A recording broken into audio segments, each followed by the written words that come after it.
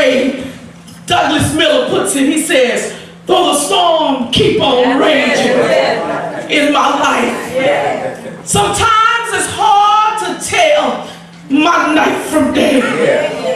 And though the storms keep on raging, but my hope is in Jesus Christ.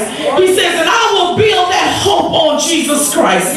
Lastly, as I take my seat, God is using your story for his glory.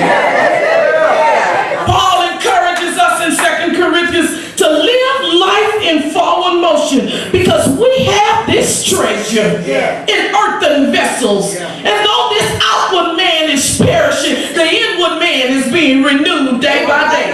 For our light and momentary afflictions is working for us in eternal glory, while we look not at what we can see, what we can see, but at what we cannot see, because what we cannot see is eternal.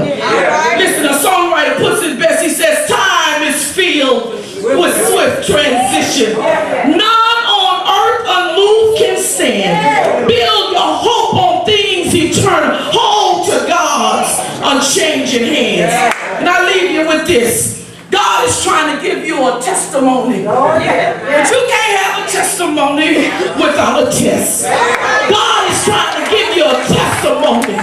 God wants you to stand on what you know and not what you heard. Not what the preacher says, but on what you know. Listen, there was a story in the Bible, Pastor, where Jesus and his disciples were walking by, and there was a man begging, and he was blind. And the disciples asked Jesus, who sinned?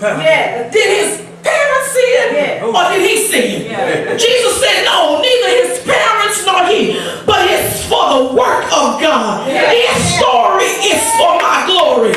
Jesus went over to the man and he spat on the ground and he took some clay and he put the clay and anointed his eyes and told him, go down to the pool of Siloam and wash yourself. And as I was reading this story, the man obeyed. You got to underline that word. The man obeyed. Still blind. He went down to the pool, still blind, but he obeyed. He went down to the pool, still in the same situation, but he obeyed. He went down to the pool, not knowing what he was going to do, but he obeyed. The question on the table is, why are you going through all your obeying? The man went down and he obeyed God, and then he came up seeing. He got back to him, and the Pharisee said, tell me, aren't you the blind man that could not see? He said, who healed you? He said, this man called Jesus. He said, when he healed you on the Sabbath day, he's a sinner. He said, I don't know if he's a sinner or he's a saint. But all I know is that I was blind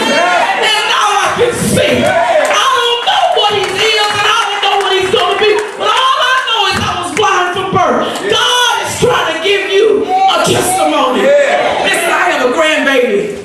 And I love the grandbaby. She and I are hangout partners. She and I get along so well. She loves her mama. She and I hang out all the time. And everything mama says, she hangs on to it. But now she's grown. Now she's 5 years old. I just can't tell her anything anymore. The question is, how do you know, mama? How do you know where my school is, mama? I said, eat your vegetables, baby. How do you know vegetables are good for me, mama? I said, because eat them, baby. Come on, baby, don't cross the street when the cars are coming in and hit you. How do you know a car would hit me? I was washing dishes the other night and she came and she tugged on me because every morning when I'm taking her to school, we pray. And we ask the Lord to help her to be a good little girl. So she had the audacity to come to me the other night, tugged on my clothes and say, mama, how do you know God hears you when you pray? I